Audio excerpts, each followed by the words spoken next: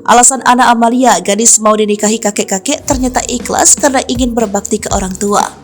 Ana Amalia, 27 tahun, dulu sempat nangis-nangis saat dinikahi kakek-kakek Emen Hidayat, 67 tahun. Kisah cinta pasangan beda usia di Pangandaran, Jawa Barat ini viral di media sosial.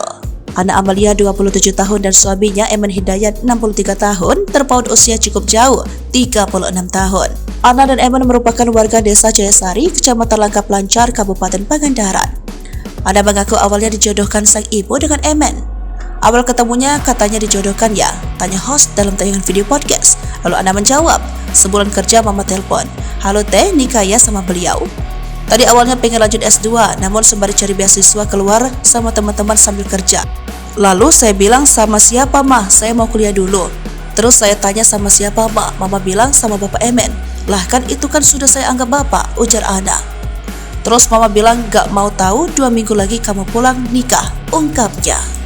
Namun sebelum nikah Pak Emen bilang ke saya, kamu gak usah nikah sama saya sudah tua, kamu baru lulus kuliah, masih banyak, ungkapnya.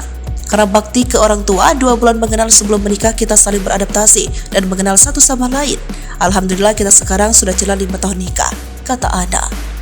Ana dan Emen terlihat selalu tampil mesra sambil membuat konten di media sosial dan YouTube milik Ana. Ana sebenarnya sudah kenal lama Emen Hidayat, dan Ana Amalia diketahui menikah dengan Emen Hidayat pada Desember 2018. Ana Amalia menceritakan awalnya dirinya belum siap untuk menerima sang suami.